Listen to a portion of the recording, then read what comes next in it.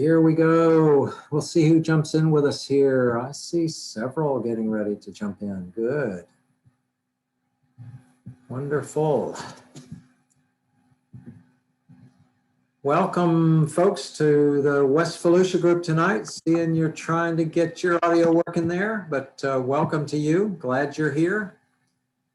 Arlen, how you doing? I am doing well. Good to see you, John. They're the Bogdanoviches. Welcome tonight. Good to see you.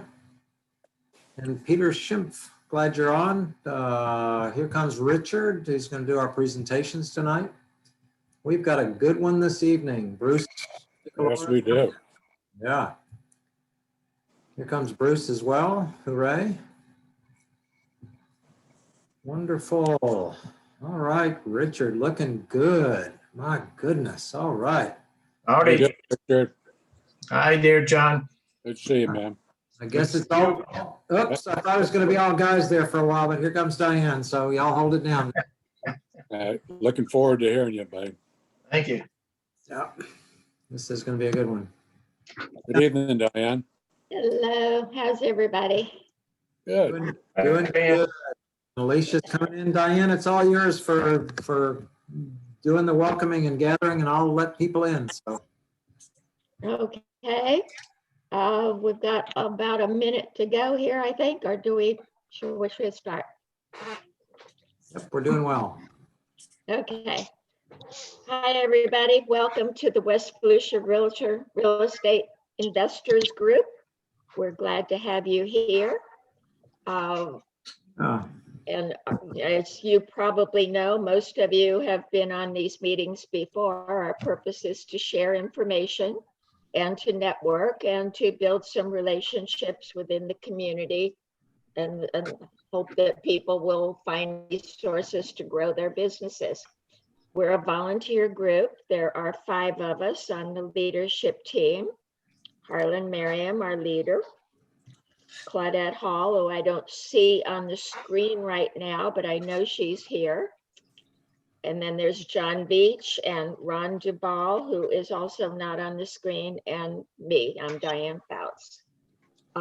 We are an independent group. We're not affiliated with CFRI or any other organizations. We're strictly a volunteer group.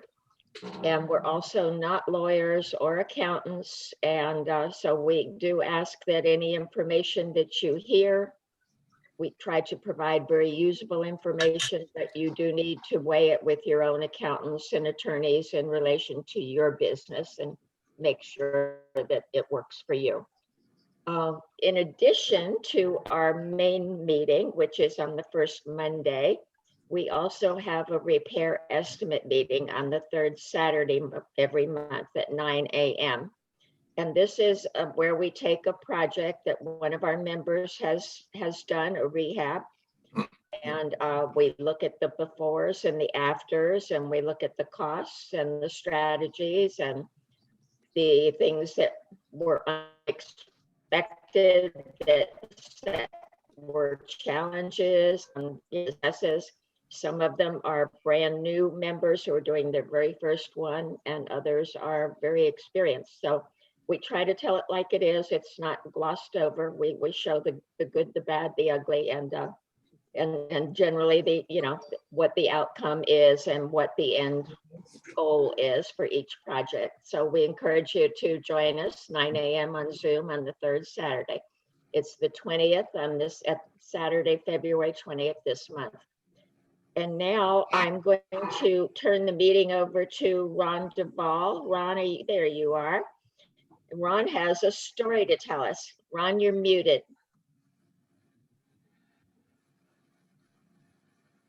And Diane, just as Ron's finding his unmute button there, we have gone live on Facebook as well. And there are folks that are joining us on a Facebook Live on the group this evening. And glad that you all are joining us as well. And maybe some of you will pick up the recording that'll show up as soon as we finish tonight. And we'll also post the recording on our group probably in the morning. So Ron, how did you get involved in real estate? What's your background and all of that?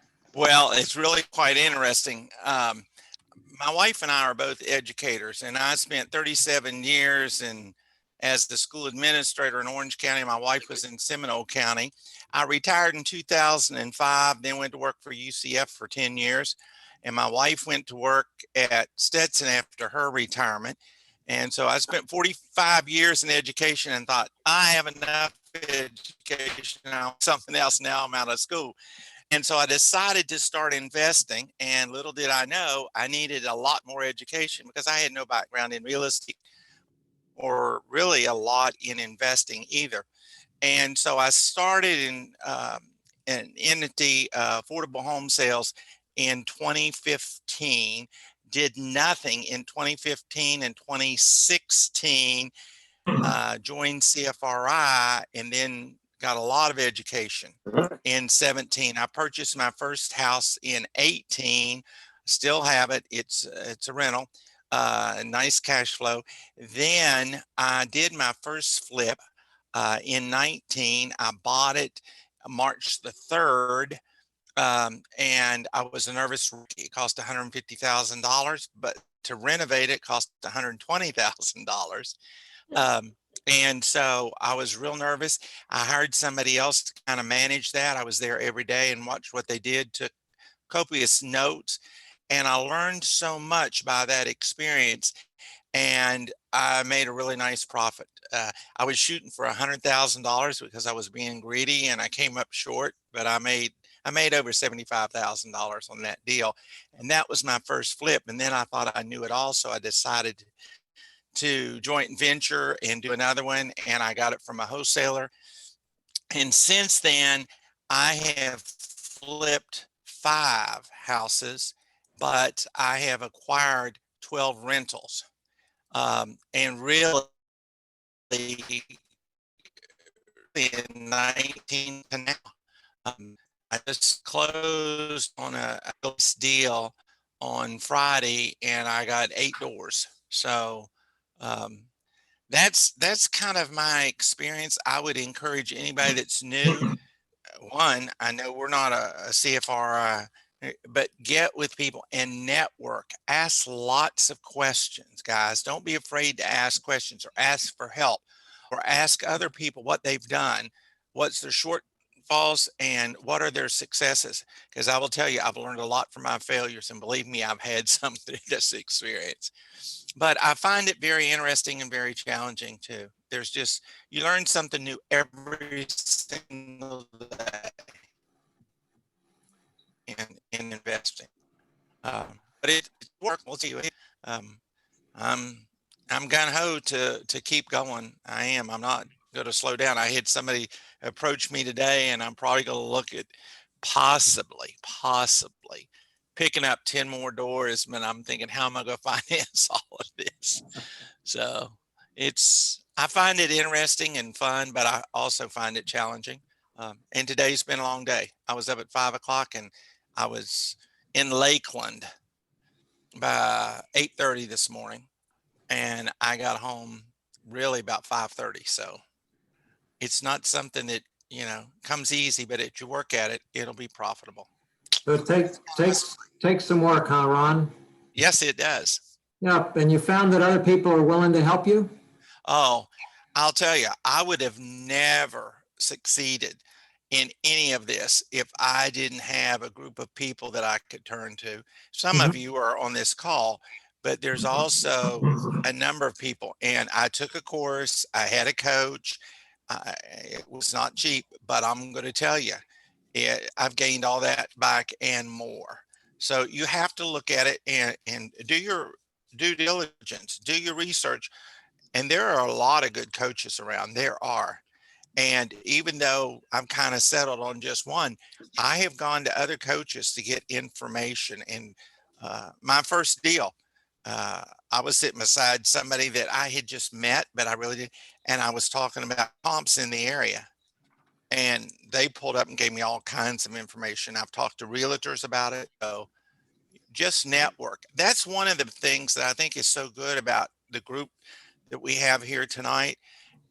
This meeting, there's a lot of networking that goes on in it. I find it most beneficial. And there's people that are calling me and asking me. I went and checked out a deal for somebody else 2 weeks ago. They were out of town and said, "Hey, can you go check this out for me?" And I took a video with my phone and all that, sent them to them, and I gave them my opinion. And I told them, "This is just my opinion, but this is for what it's worth." Yep.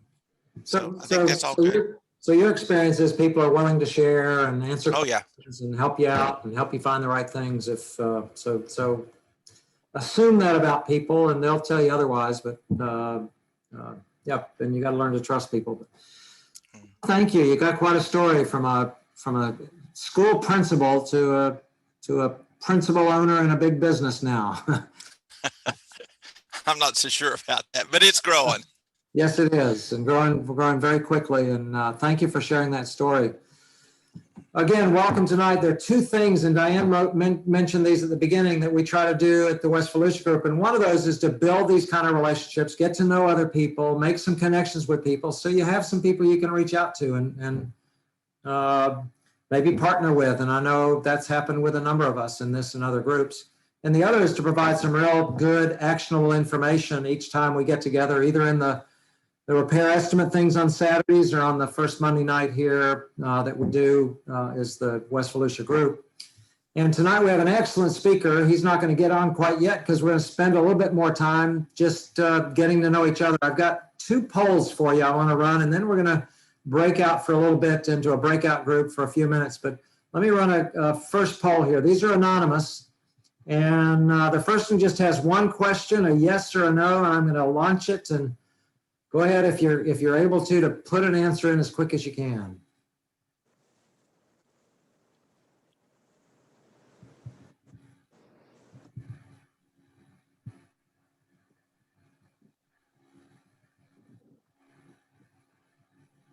All right, 10 of us have put an answer in. I'm going to end the polling, and you'll be able to see the results. So about half and half, 60%, 40%. 60% are landlords that are on the meeting tonight, Richard. So these are folks that are doing that, and a good sizable minority of us is not landlords yet, but we'll get some good information tonight. Good. The second poll has 3 questions. So go on to each of the questions after you've answered the first one here. I got to get out of this one. Okay, hold on. I got to learn how to do polls here. There we go. It's not letting me out. Oh, there you go. Okay. And here we go. Here's the second poll going right now. It has 3 questions, and these are anonymous. We don't know who answers which. Just go for it.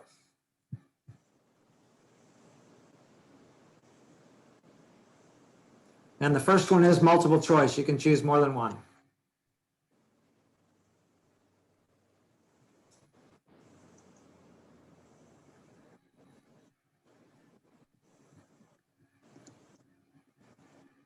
I'm assuming you're seeing the poll. I don't see. There we go. Now we're starting to get some folks responding.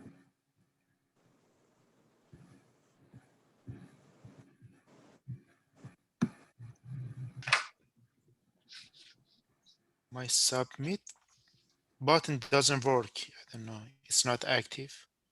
Okay.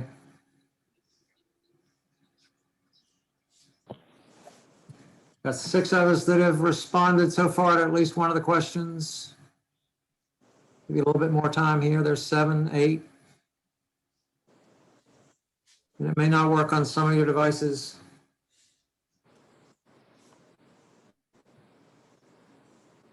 All right. There's 9. Can I get one more? One more here, 9. I got 9. Can I get 10? Can I get 10? Can I get 10? We're going to go with 9. Here we go. 9 wins, and I'm ending the polling, and here are the results. So some of the biggest challenges, there's the biggest one there, which is screening tenants. And then tenants not taking care of property. Some other ones that are in there, we'll see what those are as we get into it, and evictions. How many properties? We have 56% are 0 to 3 properties, and 33% 8 to 12 properties, and 1 more than 12 properties. And to use a property manager, 44% do use a property manager, and 56% do not. Wonderful. Thank you for taking part in those two polls tonight. I really appreciate that. And I'm going to get out of there. Did the poll go off? So you're just seeing faces right now? Yep. Okay, I'm going to put us into 3 groups, and we just break out and spend just a little bit of time with smaller groups so we can all share. So I'm going to run us into 3 breakout groups here, if I can do that. Here we go.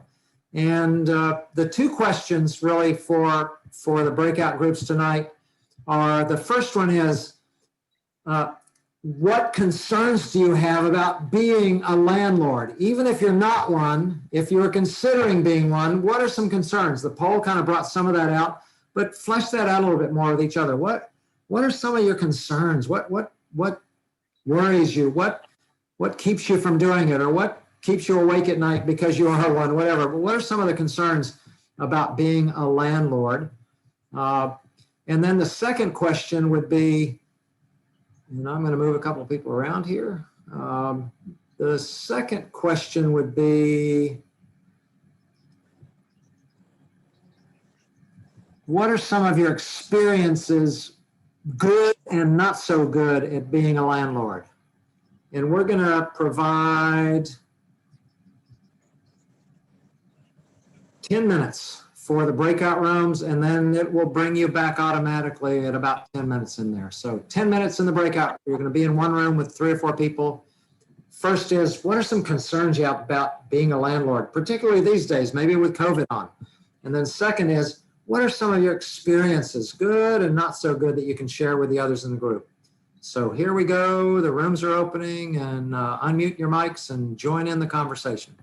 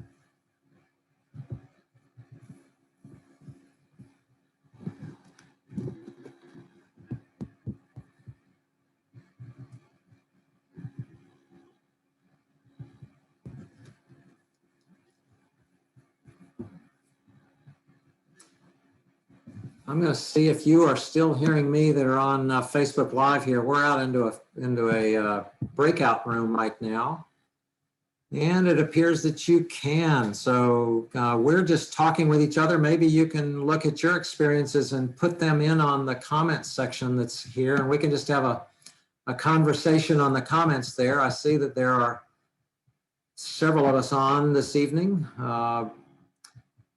And we can join in the comments and participate in this kind of breakout with that. Good. Claudette, you can hear me. Good. So I'm going to type a comment in here. You know, we've had some challenges during COVID with the residents that are unable to pay rent. Or if anybody else has challenges like that.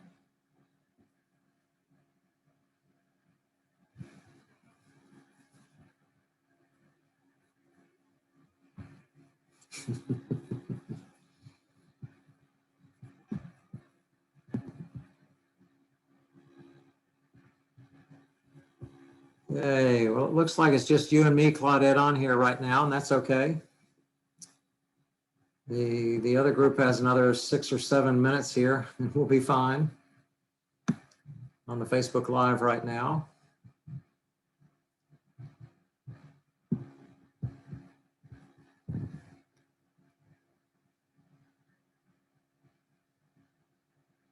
Yeah, so So what might be some of those negative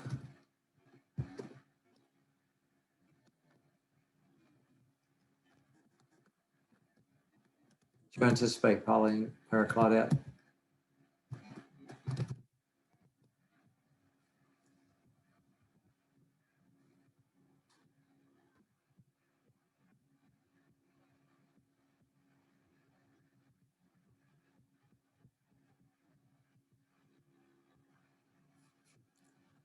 This is interesting with most of the group tonight in a breakout right now, and if this comes up in the recording tonight, so those that were on live with us are just two of us right now, and that's okay. This is kind of new for us to go live. Making sure you have a contract. Yeah, the lease is very important. Yep. Pets and cleaning and repairs and yeah, a lot of dogs for sure are a challenge with rental properties. For insurance purposes. Yep.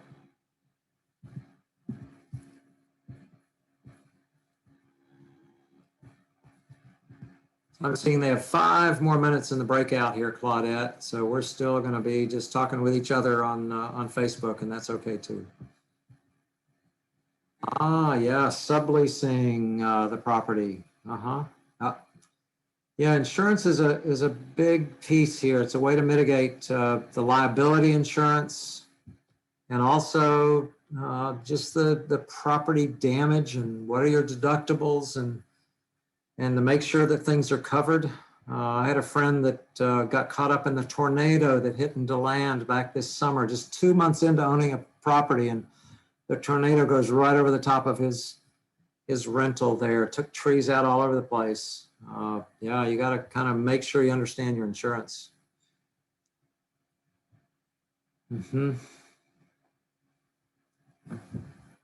Thanks for sharing this tonight, Claudette. And we'll see if others come and join us. I still see only 2 that are on, you and me. That's okay.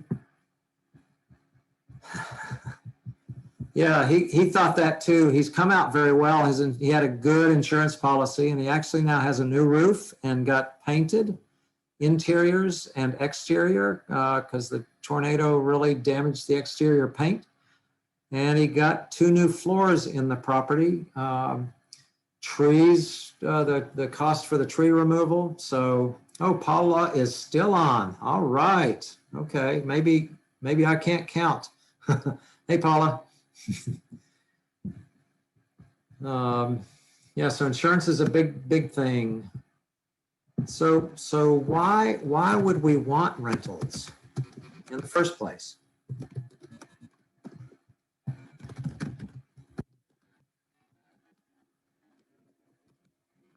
With all these hassles.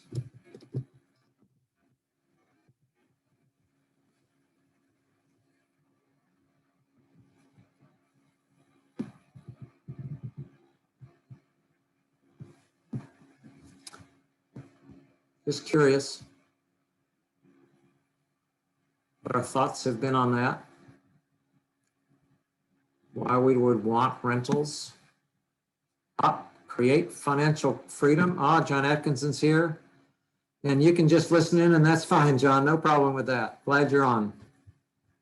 And the other group will be back in here. And I'm going to go jump and get there because Krista just decided to join us. Hey, Krista, Harland here. The folks are in breakouts right now. I'm going to throw you into a breakout. Throw you. That's not a very nice term. I'm used to being thrown around. I'm going to put you in a breakout with a couple other folks here. So put you in room 3. You'll see who is there if I can figure out how to do that. There we go. Okay. See you in about 5 minutes.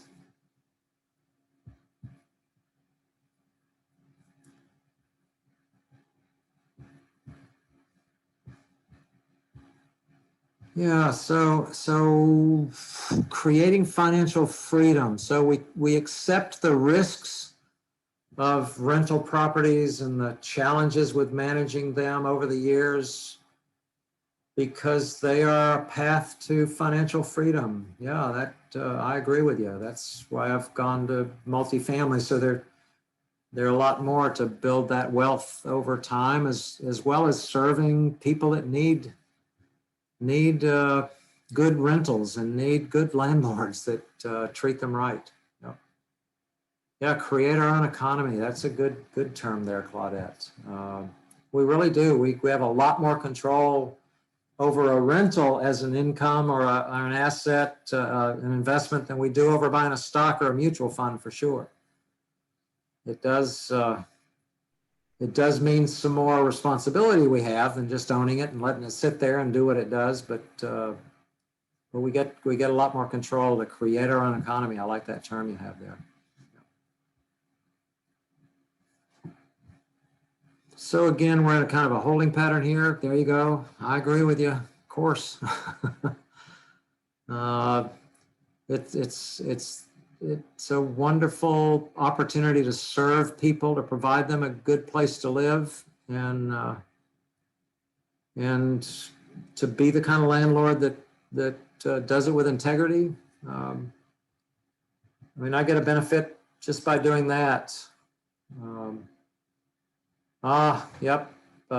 Having exit strategies. Sure, we've been taught that month after month after month, how important exit strategies are. So we're going to close the breakout rooms. They're going to have one more minute here, and then they'll be joining us back, and we'll be getting Richard on. But thank you all that put up with this on the Facebook Live when we do a breakout and nobody's there. Appreciate you. We have breakout rooms. Folks are coming back. Richard came back, and he's getting ready to go on here. Yeah, Richard, we previewed this with you yesterday, and really looking forward to what you have for us tonight. Good. The others are joining us here in another half a minute, and John's going to be introducing you. And we're right on target. We've got several that are over on Facebook Live, and we've been kind of engaging with them, and they've been looking forward to getting back here with your presentation tonight. So Great. we're 5 or 6 seconds out from everybody else joining us here. So There we go. Is that Harlan? Here we Coming go. back. Everybody's back. Yeah. coming back. All right.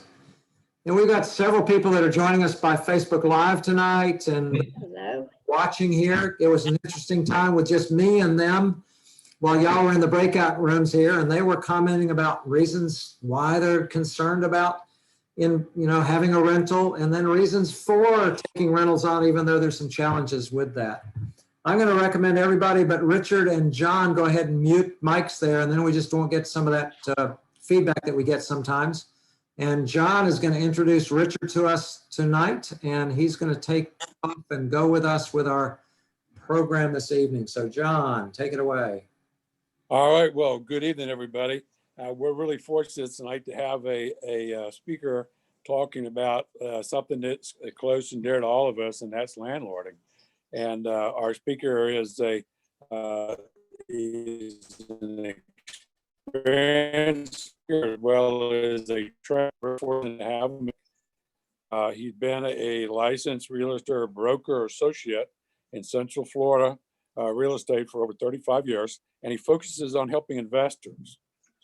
In 1989 to 1995, he was a real estate investor trainer, traveling the U.S. and Canada. In 2011, he helped start the Sand Dollar Property Management Company that's built by investors for investors. He will be talking to us about fail-safe landlording, protecting your cash flow and property. That's something that we're all going to be interested in. So, Richard, I'm going to turn it over to you, my good friend. Thank you, John.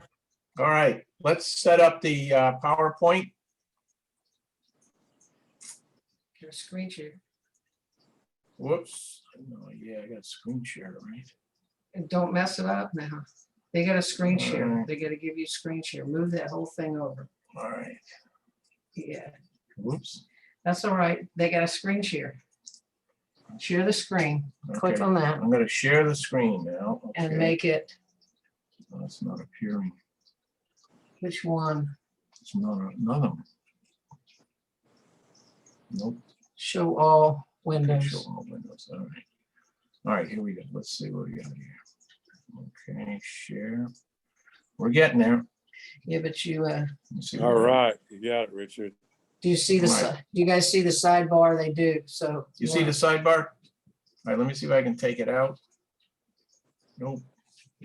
There we go. All right, can you Now- see full screen now? You're sharing the wrong screen. Okay, so what's happened? Get up, let me do it. All Hi, right, guys. I'm bringing in my executive producer. Hey, guys. See if we can't straighten this out. All right, I'm gonna stop the share for just a second and This is my wife Sherry, for all those who don't know Hey, her. Sherry, we got the Thank you. explainer. I know some of you. Hey, Harlan. Yeah, good, Oh, hey, Peter. How are you? Hello. good partnership there. All right, We'll pull this off. It's a challenge. there. All right, let's do that. Now, you guys, All that's, right. Perfect. Richard, you see it, right? Now yes, just click right there. Okay, go for it. very good. Thank you, dear. She's the brains in the outfit. Well, the tech person anyway. Yeah, well, all right. So here we go. So my name is Richard Zwick, and I'm glad to be here tonight to share with you. Like John said, I've been around for 35 years in the business, and I want to thank the West Volusia Realty Investors team, not only for helping me get this all set up and ready to go, but for inviting me to do this talk tonight. I wanted to talk to people about this subject because I hear a lot of stories from investors who own property that are having trouble, have tenants in there that haven't paid for 6 months, and they're asking the question, what do I do? I also saw on Facebook on Sunday morning, a new investor said, oh, we're so happy to have purchased our first rental property. And then their next step was, what do I do now?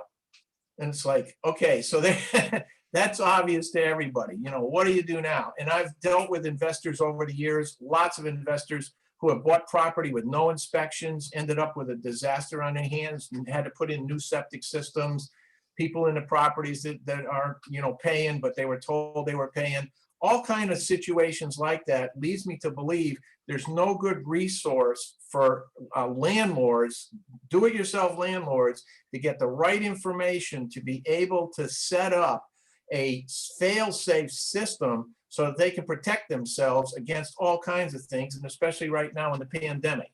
So let me proceed here.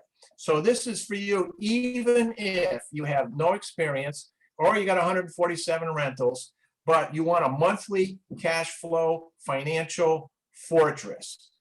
And that's what we're talking about here.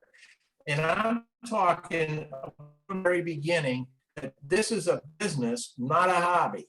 And I can't tell you how many landlords I've dealt with put investors into properties, and the landlords were like weekend playing around, had something to do. They just went over and painted the place or fiddled around and that kind of thing. They don't keep any records. It's very tough situation to talk to somebody who treats this as a hobby, because it can be a serious cash flow business, and that's what we went into. So the 10,000-foot view for everybody.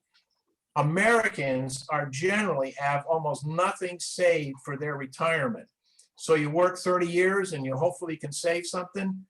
Most people don't have anything saved. Further with that, the curtain is coming down, folks. Everybody's in heavy duty debt. So the whole idea is, what can you do to get yourself out of that? The 10,000-foot view is to develop a plan for yourselves. And let me show you that. So I'm going to give you a plan. Get yourself a pen and a piece of paper. I want you to write down a few things so you can see where you are and see how this plan that I'm going to talk about is going to fit into that. So first of all, how much is your monthly cash flow? So you want to get an idea how much money you have coming in. Maybe you have $5,000, $10,000 of income. How much debt are you carrying? Do you have a house payment, car payments, credit card debt, those kind of things? Do you have a financial fortress set up for yourself? You got money invested in houses, maybe stocks, bonds, other things. Write that down. And what's your investment plan? Do you have money set aside to do more investing?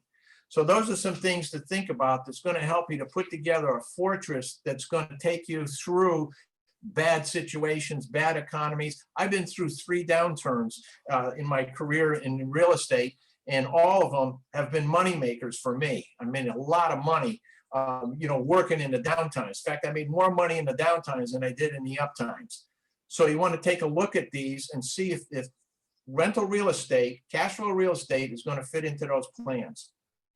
All right, so now, today we're going to leave this, you'll be able to leave this Zoom class with a fail-safe, to fail-safe your plan to build a financial fortress using cash flow rentals. So you're in the right place if you're willing to be open to a new paradigm, a different way of thinking.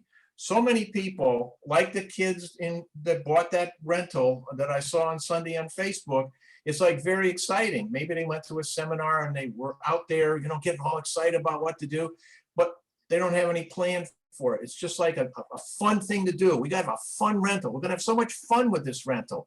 No, it's not that at all. It is and could be a serious escape from the work-a-day working 9 to 5. It could be something that great. Okay, perfect if anyone who wants to manage their own rentals, a landlord on their own, do self-rentals. You're in the right place if you want monthly cash flow and building a financial fortress. Okay, let's get come on here, slide. Let's go. There we go. You're in a perfect place if you want to fail-safe your rental cash flow that you have now. So we're going to talk a little bit about fail-safe and what that means.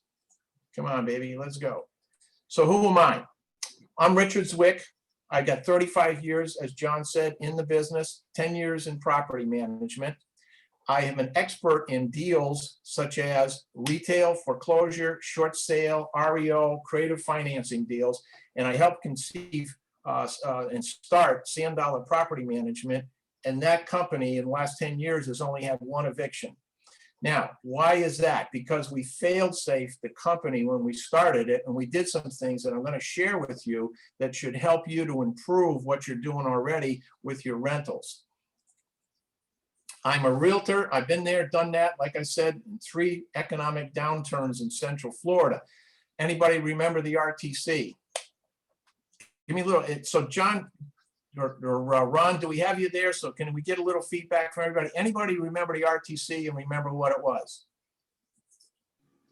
Yep, throw it in the chat, and if you remember that. I'm not seeing anybody remembering it yet, Richard. Yeah. Okay. It's where the banks loaned way, people really couldn't afford things, were buying them. Nope. RTC in 1989 to 1993 was called Resolution Trust Corporation. Mike Jacobson got the right answer. Yeah. RTC. RTC, yeah. So what happened was the savings and loans and the federal government allowed investors to buy as much property as they wanted and to write off everything with that property. And what it created was a debacle because the government came in a few years later and said, wait a minute, we didn't do this right. So we're taking away all of the write-offs. And all the people that bought these hotels and banks and all kinds of other big properties walked away from them. So they had an economic crash in all over the U.S. in commercial properties and residential properties and investment properties like duplexes, et cetera. Created a real downturn in the economy. But I was working for a guy at the time, and we traveled all over the country to buy this stuff. It was like 10 cents on a dollar from the federal government or the Resolution Trust Corporation. Huge problem. Of course, you remember the 2008 foreclosure crisis, and now last year, the economic downturn, which real estate did great in. So I've been in all of those, and I specialize in cash flow real estate now because we have found that our company, the property management company, has fail-safed everything that we do so that right now, we haven't had an eviction in 9 years. And all the tenants are paying on time, and we don't have anybody giving us a hard time about not paying or not going to be paying or any situation like that. So how that occurred was I am very I put in all of the tenants into the property, so I know them on a first name basis. I helped all the investors, pretty much all the investors, buy their property. So we did a financial analysis ahead of time. So when they go in, it was immediately cash flowing. And I know all the investors on a first name basis, so that, you know, we've got this complete package where I'm in charge of everything, but everything works 100% because we've got good cash flow on that, and it's all been fail safe. Okay. So I'm sharing this with you today because hopefully you can decrease some of your trial and error, or some of you with some trial and error on that, and at least you know, get rid of some of the pain that I hear people are talking about all the time. And that means people haven't, you know, collected rent in 6 months. You know, owners trying to get their tenants money from county governments to overcome their rents that they're not collecting, and things like that. Okay, so let's focus in here a bit. Close your email for me, close your browsers, close the door, and let's just focus in on what's going on the next month. What would your life be like if you ever had to work, if you never had to work, because you have thousands of dollars of fail-safe monthly cash flow? If you have zero debt, and if you had a financial fortress, what would life be like? I'm going to talk to you a little bit about that, because what we want to see is, we want to see a big plan, because fail-safe cash flow real estate can be a big plan, can be your financial way out of your whatever situation you might be in that doesn't work right now, like the job, the job. Okay, monthly recurring cash flow is what we're talking about. One thing, we know that not many people, because of the amount of debt that people have, and the people don't save for their retirement, that the layaway life plan is something we've been told. I mean, when I was a kid, my mother told me, get a good education, get yourself a good job, work for 30 years, put money away, and you'll have a wonderful retirement. Except that doesn't work for everybody, because most people are stressed out, they're overweight, and they can't wait to get out of the job that they hate. So we've been led to believe that wealth is more valuable than time is. So we make choices on a daily basis, and we value money way over what our time is. Warren Buffett said at a graduating ceremony, the kids asked him a question about, what would you change about your life, Warren? And what he said was that, I would like to trade my life for yours. Now, why do you think Warren Buffett said that? Give me a response on that. Anybody? Yeah, write it in the chat, and we'll share it. We'll share it here. You have more time. Yeah, time, as it turns out, is actually more valuable than wealth, because we only get a certain amount of time to live, and if you run out of time, you die. So having more time is better and more significant than having a lot of money, because nobody gets any more time. We all get a certain time. We got a certain minutes in our whole lifetime. What was that? Somebody had a response there. Okay, time is significantly more valuable than money. If we can make more time, it would be great, but we can't. But we can always make more money. Monthly income is significantly more valuable than wealth is. So creating a monthly income, a recurring income, a passive income is more valuable than having huge equities and properties. You can't spend the equity, but you can have the income coming in to support you. Okay, so if you want more information on that, we're going to give away tonight an 82-page manual, and it's called Failsafe Cashflow Plan. And you just go to failsafecashflow.com, enter your info, and you'll be mailed a copy. By the way, we're going to get more into this as well, because we're going to do a 3-day boot camp. And the 3-day boot camp, we're going to deep dive into everything that I've talked about tonight. So if you order the Failsafe Cashflow Plan, then we'll put you on a list, and we'll let you know when that's going to happen. So we just came up with this idea because we think that there's a lot to say. I can't do much more than what I can do tonight in a 45-minute talk. Okay. Okay. So our job, your job, my job, is to acquire, create, lease, whatever, income producing assets. So what produces income? What assets produce income? Well, dividend stocks, low cost index funds, interest bearing bonds, and a business could produce an income for you, and it might be a passive income. So there are many types of businesses that do that, and cash flow real estate. Now, by far, cash flow real estate, in my way of thinking, is the ideal asset to own. Why? Because it produces income. The federal government has given us depreciation, so you pay less taxes on it. It builds equity. Equity means that, you know, you're paying off the mortgage and it appreciates in value. So it goes up in value, generally speaking. And the last thing and the best thing about real estate is what? Put that in the chat for me. What's the best thing about real estate as compared to these other income producing assets? The one advantage that real estate has that most other assets you don't have.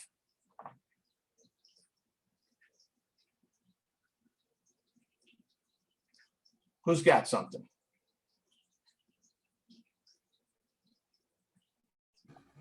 Appreciation. Yep, couple of answers here. Okay, what do you got?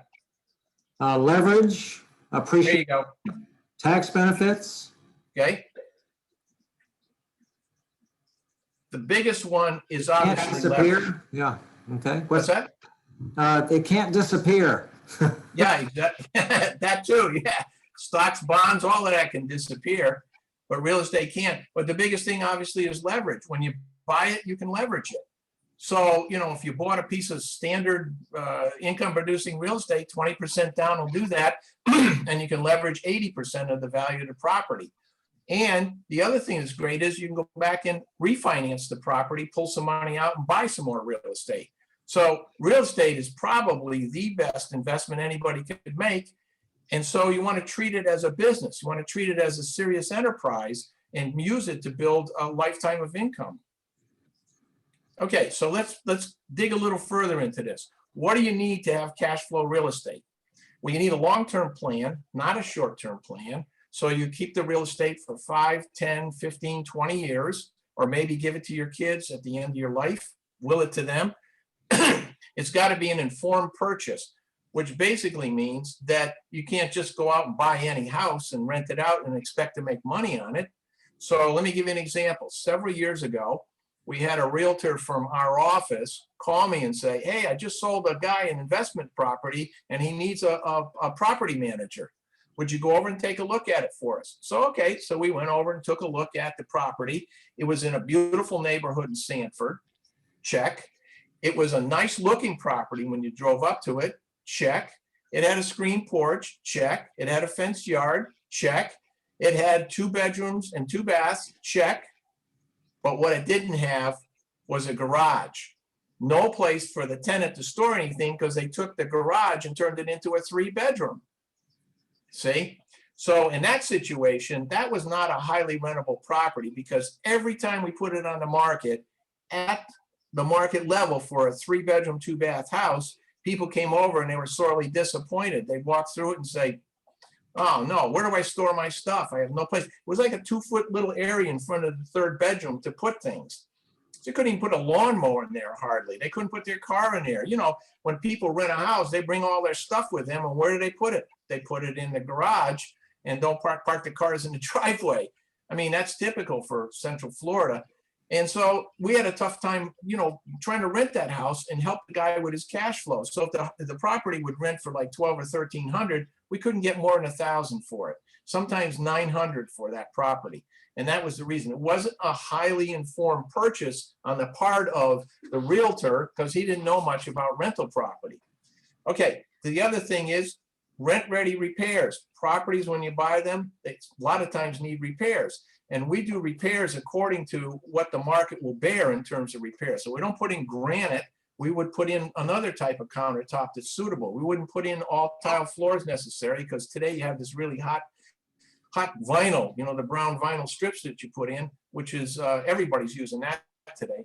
And we look for qualified, super qualified tenants. I'm going to get into this a little more, as we go on, and that will produce reliable monthly income. But you also have maintenance and you have your time. How are you going to allocate your time to manage this property?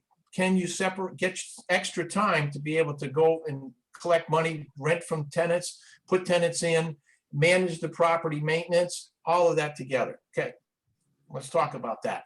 So if you make a plan and get informed, or the market will inform you on an informed purchase. So like I said, this guy bought this property, he eventually sold in 3 years. He said, I'm not making any money with this thing, I'm out of here. All right. So 8 steps to fail-safe cash flow rental. This is how we fail-safe our properties on the beginning, in the very beginning. So when I work with an investor, I go with the investor and I say, look, I've identified a property. So all the properties, pretty much all the properties that I manage, I've identified ahead of time and brought them to the investor so that they're clearly highly rentable properties. So analyzing in the beginning is the purchase. How much you're going to pay for it, how much it's going to cost to get it rent ready. Do the rent numbers, do they work? It used to be the 1% rule. How many are familiar with the 1% rule? Okay, we've got a few people. Can you tell me what that is for those who don't know? Harlan? That it would rent, the monthly rent would be 1% of the purchase price of the property. Right, actually the all-in money. There you So go. the purchase price plus the fix-up should equal that, and the rent would be 1% of that. So for property, all in is $100,000. It should rent for 1% of that, which is $1,000. And that gives you good cash flow. It gives you good percentage return on your investment, okay? In buying a property, if you're going to go out and buy something to rent, you should only use a realtor that knows about investment property. So they either own the investment property themselves, or they're very familiar and work a lot with investors, and they can do a cash flow analysis for you ahead of time. The third thing, always do an inspection. Now, like I said, I've had several investors, very savvy investors, buy properties and find out they bought a disaster. So I've had one in particular years ago. They bought a multifamily property. They didn't do an inspection. They found out afterward they had to have a roof put on it. The septic system was not working well. And one of the properties was actually vacant because the sewer line used to back up into this vacant property. And an inspector easily would have come up with something like that because the tub was filled with all this dried stuff, which I won't tell you. Well, it was brown, but anyway, okay. So always do an inspection. Financing the property, you may want to finance it, and rent-ready repairs are dictated by the market, like I mentioned. So you want to do one thing that we have done that has turned out terrifically for us was what we call front-loading your maintenance. What does that mean? Basically, you go into the property and you check out the AC system, the septic system, the roof, all the appliances, and if they got any age on them, you replace them. So that would mean the appliances in the kitchen, if they have wear and tear on them, they might work, they might look pretty good, but replace them because eventually, in a very short term, they're going to go bad. The AC system, can you salvage the AC system? Is it up and running? Do you bring in a technician to service it and tune it up, if you will? The septic system should be pumped out, okay? All of that is front-loading the maintenance, so when the tenant moves in a year later, you don't have a lot of problems. And then super screening the tenant, and what we call deep dive screening, which I'm going to talk about in a little bit. And then, of course, how are you going to manage this property? So are we doing property management on these properties? No, we're doing asset management. So treat it as an asset, not as just another house. If you treat it as an asset, then it becomes more valuable in your mind, thinking about how am I going to best manage this property?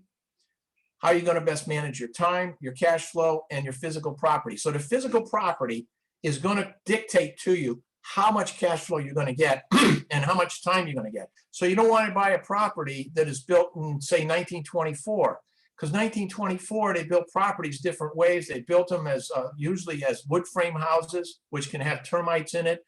The floors could be crooked on it, which cost tons of money to straighten out a floor. all those kinds of things. And then you have the issues of the floor plans on properties like that. So a better property would be something built, say, 1980, 1990, something like that, that you can make into a really nice property and not spend a lot of money, which will increase your cash flow and decrease your time. So managing in that way is going to get you further ahead without having a lot of problems. Okay, so here's the thing. I didn't come here tonight to pitch you on using me as a property manager. What I want you to see is, can you do it yourself? Do you have the time to be able to set aside to manage the property? It is going to require some time. And it's going to take it out of your family or your business for you to put the time into managing tenants. You know what they say, if you own a rental property, tenants, toilets, turnover. You got to deal with those things. And that happens to every single property manager. And if you don't have the proper education, it's going to happen more often with more issues. So there are several things as a do-it-yourself property manager that you're going to need to face. One is the potential for evictions. If you don't have a stomach for evictions, you shouldn't possibly shouldn't do this, because eventually you're going to run into somebody you're going to have to take to court, and it might be a family, they have kids, you don't want to do that, and you might let them go a little bit. So, you know, you got to have the stomach to be able to say, no, these people haven't paid in 3 months, they got to go, I have to file an eviction, I feel sorry for them. But that's the business piece of it takes over. You see, for me as a property manager, I don't get involved with the tenants, and I'm not the owner. So I can put a wall up here that says, hey, this is a business. I'm running a business for the owner. You're not paying. You have to go. I am sorry. You have to have that same attitude, that same mental hardness, if you will, that you have to make that decision. People got to go, they got to go. There's no two ways about it, unfortunately. The second thing is, people will lie to you. They'll steal stuff out of the house. And you have to think, man, I got to be careful about these tenants. And that happens sometimes. Stuff is missing, they wreck the house. We had a tenant for 3 years in one of our houses. And every time I would go over there and do an inspection, which I do every 6 months, she would hide the dogs. She would go and spray it for bugs, so there'll be no bugs in the house. And when I went in to inspect it, it looked pretty normal. But when she left, oh man, we currently now have a lawsuit against this woman for $15,000 of damage that she did to the house. And it happens, you know, people will take advantage of you. And you might have damaged property, and you might lose money. So, you know, if you're going to manage it yourself, you got to have the hard line of having the stomach to be able to do the kind of things that are necessary to basically run a business. Okay, let's take a look at this. Deep screening, so your cash flow, you want to fail safe your cash flow, deep screen the tenants. And I'm going to get into that in more detail in a minute. Deep screen the tenants. What does that mean? It means getting in and finding out everything that you can about these tenants' past history and their current history. If they're telling you they're making $4 grand a month, check it out. Also, have an attorney write your lease. Why have an attorney write your lease? Because the lease is current, it's up to date. In other words, a few years ago, like I think it's about 4 or 5 years ago now, the state legislature changed the landlord-tenant law slightly. And what they said was, and does anybody know what they did a few years ago? Anybody had one little change in there that has affected everybody? Okay, I'll tell you. What they did was they changed, they said every residential property that has a window that opens must have a screen. So for those of you who own rentals, are all your properties, do they all have screens on them? If not, you're violating state law. And that's why you have an attorney write the lease, because everything is current in the lease. And then you charge late fees. You don't let them go. I know some investors that are good friends of mine that don't charge late fees. You got to draw the line somewhere. You've got to say to people, this is the way it is. This is according to the lease. We're going to follow the lease. Now, talk about the pandemic. You may or may not choose to do that during this time, but the fact of the matter is that people need to know where the guidelines are, and they need to know where you're going to draw the line on your business. Okay. Okay. Let's go to the next one. Take a look here. Other things that we've done. One of the other things that we do, and I've never heard of anybody doing this, but I've seen people who've ended up short on this, is extra security deposit.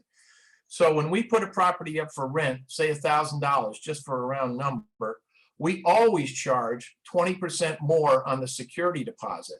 So if it's 1,000, we get $1,200 security deposit. Why is that? Because of damage. And what we do every year is, if we raise the rent a little bit, we always charge more security deposit. Why? Because I've seen landlords, after a period of time, like 5 years, they started out at $1,000 a month rent, and they collected $1,000 a month, but now they're collecting $1,500 a month, and they've still got $1,000 as a security deposit. But you know as well as I do, costs go up. So if the tenants make a mess of the place, you only have $1,000 to fall back on your security deposit. Does that make sense to everybody? Yeah, okay. All right, let's take a look at something else here. Deep screening tenants. Excuse me. Let me get a little sip of water. So when you're advertising for tenants, where do you advertise? Well, today, the big deal is Facebook Marketplace, number one. Number two, you can use Zillow, Trulia. You could use Craigslist to advertise. But as soon as somebody calls us, what we do is we pre-qualify them right in the spot. So somebody says, I'm calling about the house on 1025 Pinder, and I know it's $1,300, and when can I see it? So I come back to them and say, let me see if you qualify. So the questions I ask are you making 3 times the rent? So if it's $1,300, it's $3,900 they have to make, or $4,000 gross income every single month. Number one. Number two, have you ever had an eviction? Important question. We don't take anybody that's had an eviction. Why? Because they've been thrown out of a house. I mean, they had some issue. They may have corrected it, but on the other hand, they don't pay their bills. They're not getting in our houses. And number three, have you ever had a repossession of a car? Can't imagine how many people have had repossessions of cars. Lots of people. We also take a written application. We do a background check on folks. On the background check, now, here's something that you may or may not use. A lot of these advertisers like Zillow already have a program set up where they'll screen your tenants for you for a fee. We do 3 things on the screening. One, we screen them for their credit, of course, to see what their credit is. The credit standard should be around $600 on a credit score. Number 2, we check their criminal background. And number 3, we see if they've been honest with us about having an eviction or not. And I can tell you, people forget very easily that they've had an eviction. Oh, that never went through. Or I never got evicted. Oh yeah, what does the county record say? Because that's what we can check these days. 3 things right there. Their credit, how good is the credit? I had a lady 2 weeks ago that had great income. She was a single mom. She had 3 kids, and she was a very sharp lady. And then I went into her background check. She had a 500 credit score with 26 inquiries in the last 18 months. Do you know what an inquiry is? Everybody know that? Okay, on a credit report, that's 3 points. She was out looking for a car and nobody would finance her. And number 3, she had been arrested for marijuana, which I asked her about, and she laughed at me. She said, it's legal. I said, wait a minute, they got you with a pipe and they got you with the dope. What's going on here? She got 3 kids, right? And last year, she got picked up for retail theft. I don't know who I'm dealing with here. She's got great income and she's had really good jobs, but you know, I had to turn her down. I checked the financial documents. I checked the W-2, the 1099, the tax returns, all of it, to see if what they're telling me is true, how much money's really coming in. And then I'm collecting the deposits. I always collect that ahead of time, get our attorney to write the lease for us, $30 to write the lease, and I'll tell you who to go to in a second. And then I do a move-in inspection. So let's talk a little bit about those things. So on the leases, here's the 2 guys that I like to use. Most of you are familiar with Harry Heist. Harry has a website, evic.com. He has a ton of free stuff on it.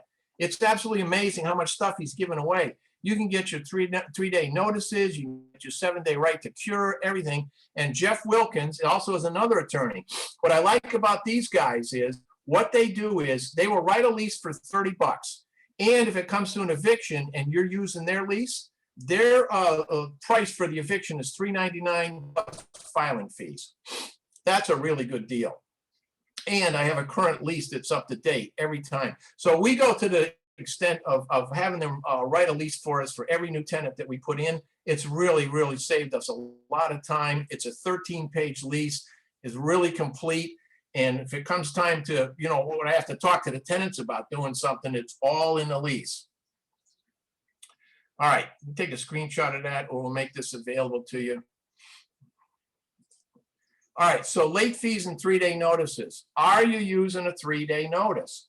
So here's what we do to fail-safe our property management business is right in their lease, it says your rent's due on the 1st and it's late on the 4th day. So today's the 1st, a lot of people are paying, a lot of our tenants pay ahead of time. And on the 4th day, I post them with a 3-day notice. Now, Harry Heiss says, you know, right in the beginning of COVID, he said, you know, just send them an email, just kind of nudge them a little bit because people may be having some problems. The last time I talked with him, he said, post a 3-day notice. So we started doing that. So you could send it certified, you send it by email. The best way to do it is post it right on the front door. What I do is I take some of that blue tape for painting, fold the 3-day notice in half, post it on the front door. They know I mean business. So if you let that go, or if you don't do the 3-day notice correctly, and this thing goes to eviction, and a judge looks at this and says, hey, you didn't post that on the day you're supposed to post it on. You didn't file your notice. You didn't do the, you don't have it in your lease.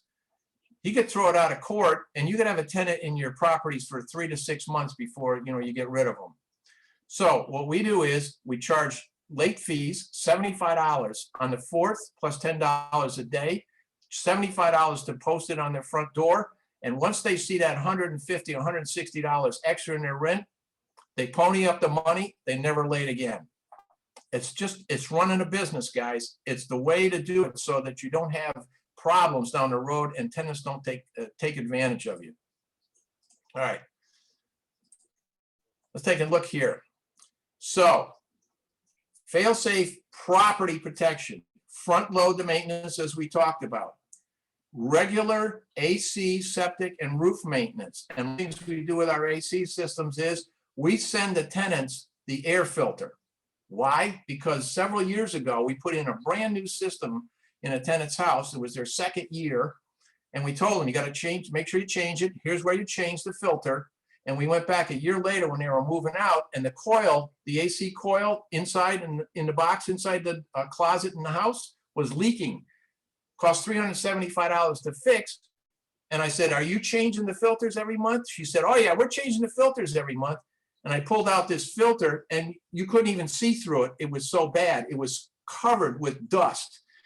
And I said, you're not changing this every month. She said, oh yeah, I am. And I said, wait a minute, let's look at the side of the filter. When they put in the new system, they wrote the date of the time, a date that they put the filter in. And it was a year earlier. So they paid the $375 to have that coil fixed. Very valuable lesson. We send the filters, it lands on their doorstep. It's an immediate thing for them to think, okay, take out the old filter, put in a new filter. I also do an interior and exterior inspections, which I'll talk about in a minute. And if I find something that's off, like people parking on the lawn, or maybe they haven't mowed the grass yet, they get a 7-day notice to cure, which basically says you have 1 week to fix this problem or the lease is canceled. Boom. All right. Oh, one last thing that we do is in the past couple of weeks, we had a microwave blow up on one of our properties, and there was no fire extinguisher in the house. Now, let me ask you a question. Do you supply your tenants with fire extinguishers? Let's see if we can get some participation on this. Everybody still awake, by the way?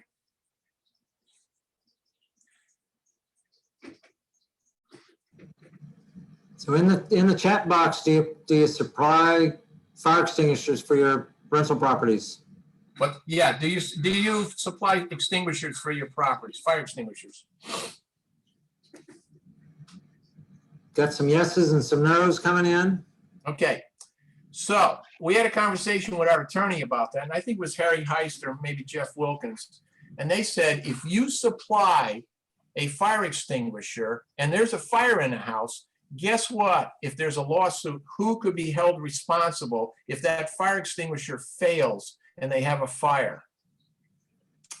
You as the landlord can be held responsible. Because what you do with a fire extinguisher is you buy it, you put it under the sink and you leave it. And then 3 years later, you think, oh, you know, fire extinguishers have to be recharged every so often. So if that thing fails to work, then it's your responsibility. And if a lawsuit comes through the insurance company and, you know, however it goes to court, may not pay for any damages. So the better thing to do is have the tenants get their own fire extinguisher. They can take it with them. And if it doesn't charge, you know, that's up to them. There's instructions to do that. So another way to fail safe and not get into trouble and not have anything end up poorly like that is to have them get their own fire extinguisher. And so we put a clause in our new leases that says you supplied a fire extinguisher. Here's the specs on it. It's entirely yours, your responsibility. Okay, inspections. I do an inspection every 3 months on our tenants. Why do I do that? Well, when they move in, I do pictures, walls, ceilings, floors, windows, all the appliances. I take the serial numbers off them and I do pictures and write up anything that's wrong. I have an app, but early on when I started doing this, I just used to make notes and we had a printout that we just to check off. That gives you some place to start with your tenants. The tenants, when they start in the house, you say to them, okay, this is where we start. When you move out, we expect you to have this house in pretty good shape when you move out, except for a few dings. And I've got an inspection to start with. I've got an inspection when they move out. We compare the two, and then we start evaluating for damages, whether or not it's damaged. That's the interior move-in inspection. 3 months later, I get in the car. I drive over to drive by the tenant's house, and I try to drive by at 5 o'clock or 5:30 or sometime like that. I want to see what's going on. I take some pictures, front, sides, street, driveway, and I want to see what's going on over there. Have they mowed the lawn? Do they have extra cars in there? Are there some unknown cars that we don't know about? Then if they've really got something, I have some guys that have been in a property for about 5 years now, and they will not mow that lawn. Boy, they just irritate the heck out of me. So I give them a 7-day notice to cure. Guess what? Gets them right off their butt and they mow the lawn. And it's not that big a lawn. It's a little tiny lawn in front of their house. I mean, it's not that big a deal. They got a lawnmower. They can whip it out in 15 minutes. But no, they're just lazy. So that's the kind of thing. And if they said, I'm not mowing the lawn, 7-day right to cure says basically, you don't cure it in 7 days, you got to move out. The lease is canceled. Okay. Then every 2 years for your fail-safe, we do an inspection by a licensed inspector. So we hire an inspector. We've got a deal with an inspection company for $100. They go and inspect the whole house, the roof, the electrical system, the AC system, all the appliances and everything, and tell us what the condition is, or if anything's pretty weak. Posting 7-day notices.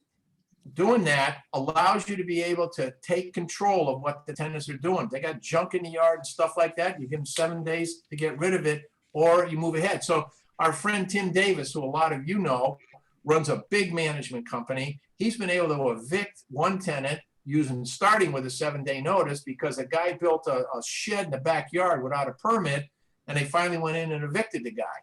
And that was just like he said last month, which must have been December or early part of January. So our evictions are occurring. And we charge the tenant a posting fee to post that on it, or you can hire a notice server to do that. That's usually $75 or so. Okay, so I am finished. So thank you very much for listening to me. This is the first time I've done a Zoom call, so it's all new to me. As you can see, we had a bit of a little dance there to get this thing running. But as you can also see, I love to talk. I could talk for a couple hours, but I've only got, how are we doing on time, by the way, Harlan? You did very, very well, Richard. And we'll take some questions here in just a bit. And you can see Richard's contact information there. This again, Okay. posted on, it'll go, as soon as we get off tonight, it'll be on Facebook Live and you can pick it up there as well. And And tomorrow don't forget, it'll be posted. Yep. yeah, don't forget, if you would like to have the cash flow near fail-safe book manual, it's 82 pages, written by a friend of ours who we've known for 20 years. And it really digs deep into, how to set up a life of freedom using cash flow rentals. That's at failsafecashflow.com. And then if you're on that list, you'll be notified when we do our boot camp. And so I would like to know some feedback, if you don't mind, Harlan, if Yep. we get some feedback. Yeah, let's Everybody come off mute for a minute or two. I'd like to know what you guys got out of tonight. Yeah, and if you will, put it in the chat box to begin with here, and then we can kind of sort out the questions. And so Richard's asking, what value did you find? What's a nugget that you pulled out of tonight? Throw it in the chat box right now and we'll open it up. Richard, you want to keep that slide up on there for a little longer so people can copy those. Yeah. That contact. Absolutely. And you're saying you're welcome for them to give you a call or send you an email or whatever. Absolutely. Richard Zwick at CFL Property Manager, and my direct line, 321-695-1705. Call me anytime. Leave me a message. Let me know when's a good time to get back to you, and we'll have a conversation. And Ron's going to read out some of these comments here that people are putting in, Richard. Okay, cool. Ron, you going to get those? Ron's on mute. He might be tied up. Didn't know about screens and fire extinguishers, somebody says. The fire extinguisher. Yes. Yeah. Can you hear me? Yes, yes. Okay. Yeah, you got a question here. Fire extinguishers, very good information. The lease by lawyers. It says, I don't inspect my property as diligently as I should. I need a better process for that. What recommendations do you have? And what types of forms do you use, Richard? Yeah. Years ago, we printed out a form that I found on the internet that basically had bedroom 1, walls, floors, ceilings, doors, windows. It just had and then it had like a 1, 2, 3, 4 on it. Good condition was 1, 5 was not so good condition. You can pretty much find those. There might even be an app today that you could use. I use an app from happyco.com. I don't know, maybe you can get that. I have to get it through our internet provider that provides the bookkeeping for us. So there might be apps on there that allow you to do that. But that's what I started out doing, was make a little checklist. You could do one yourself. You took some time, bedroom 1, bedroom 2.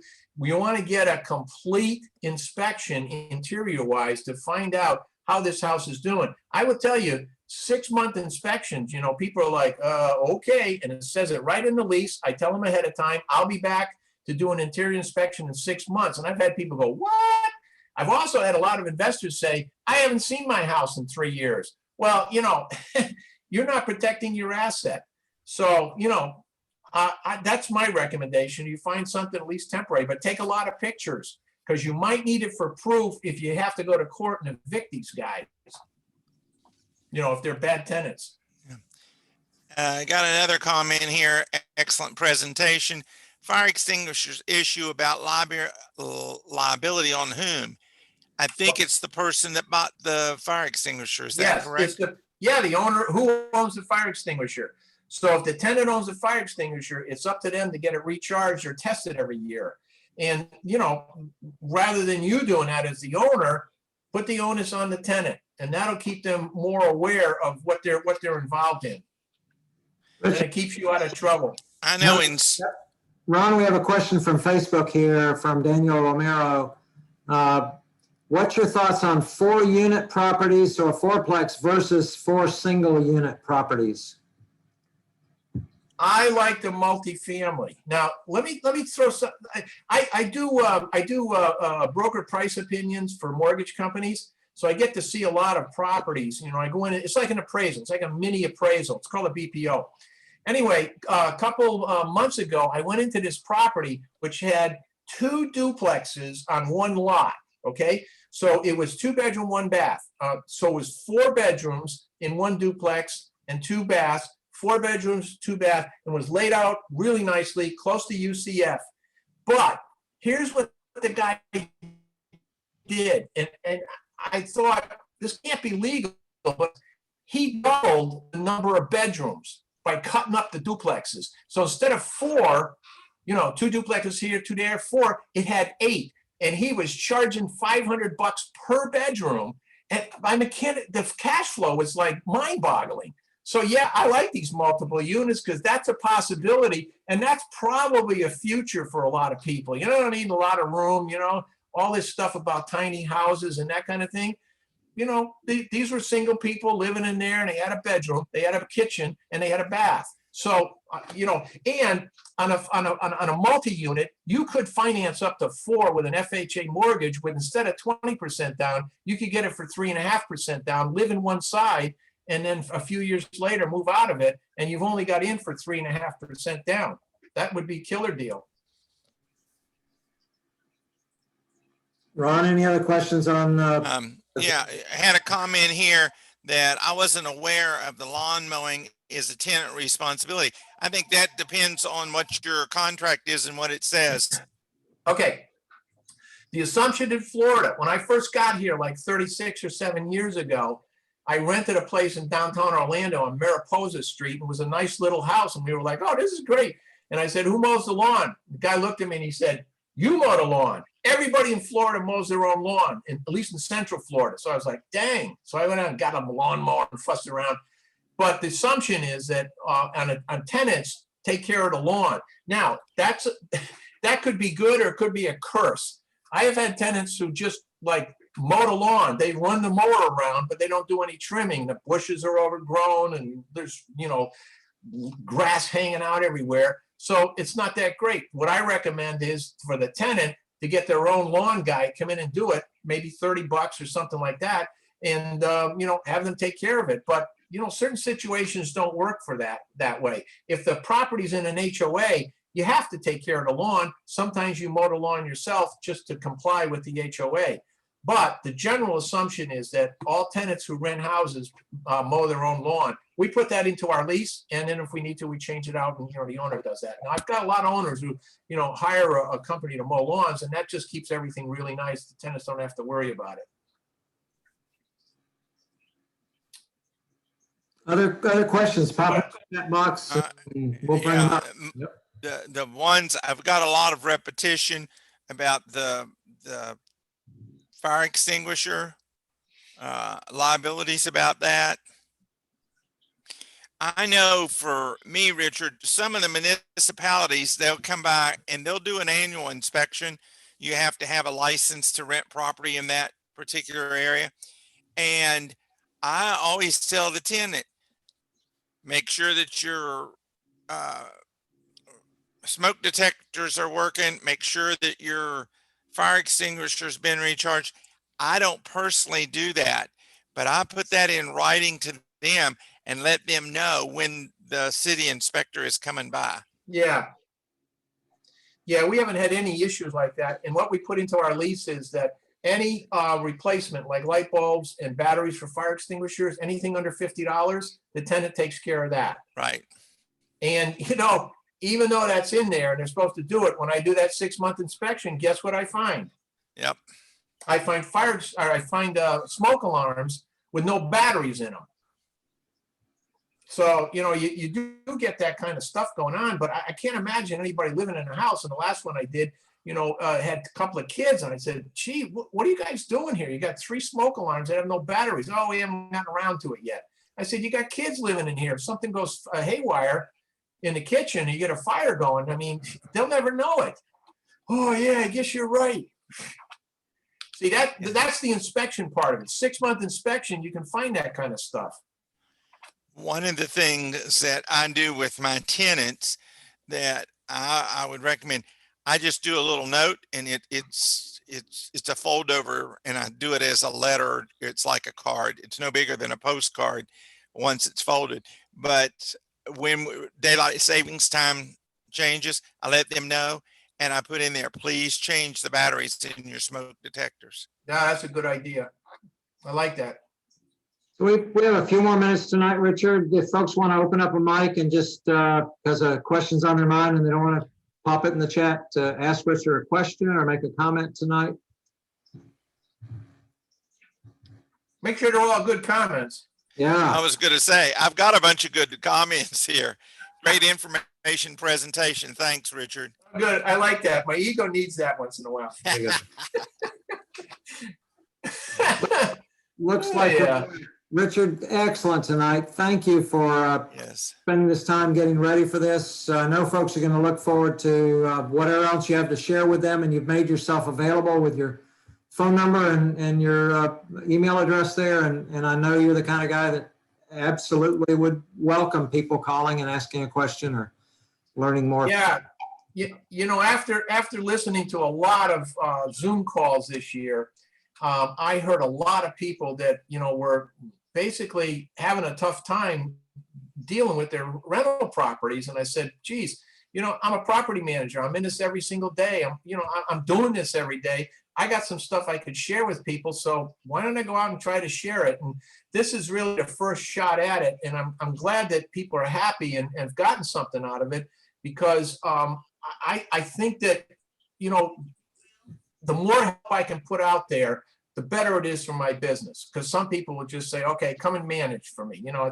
it's like sort of a backdoor way to get some business to some degree. But I just want to share what I know, because I don't want to sit on my knowledge. And I think what we've been successful at in the last 10 years, you know, can help other people be better property managers and do it yourself.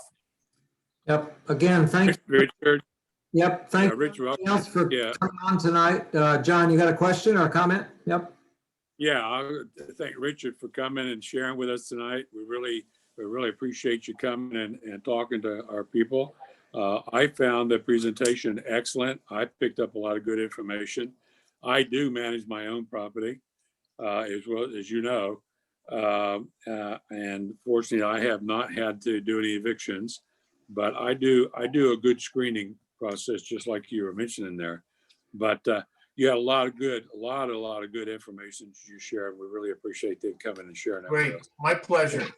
My We do pleasure. have one question here, Richard. What areas do you manage properties? What counties or? Yeah, okay. Volusia, Seminole, and Orange County, generally speaking. Now, one of the things that we do for investors, while I got you guys all here as a captive audience, that a lot of investors like is, I will screen the tenants for you. I'll do that complete thing. You know, advertise, show them the house, write the lease, collect the money, put them into the house.